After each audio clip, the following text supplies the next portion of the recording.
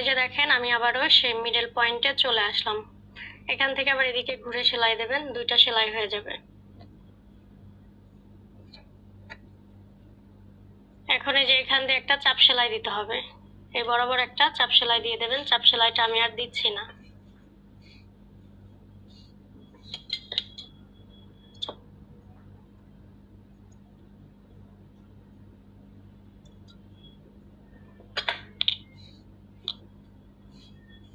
তো একইভাবে আরেকটা কাপড়েও সেলাই করে নেব।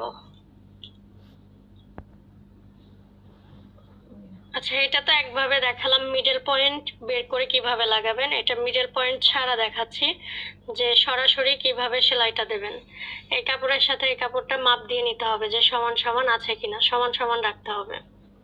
কাপড়টা যেন সমান সমান থাকে সেদিকে খেয়াল রাখবেন।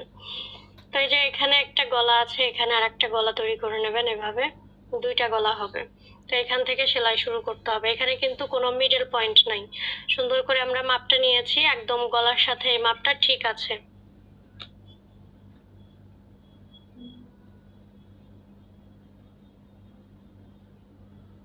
এখান থেকে ধরে সেলাই দিব।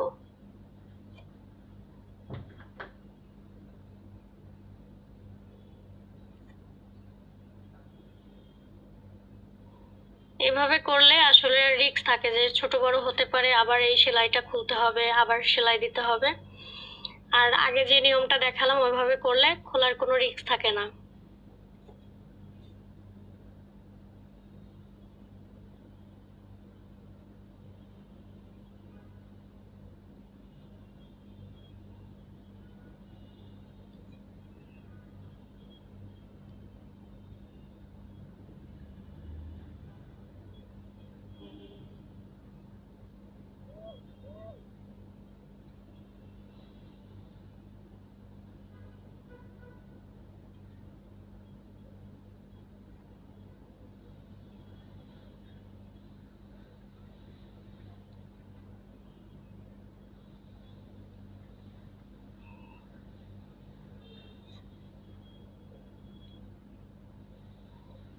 তো এই যে একটানা এভাবে সেলাই দিতে পারবেন।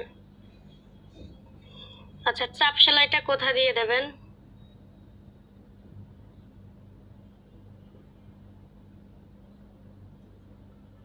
এই যে এখান দিয়ে চাপ সেলাইটা দিয়ে দেবেন, এখান থেকে ধরে চাপ সেলাই দিয়ে দেবেন।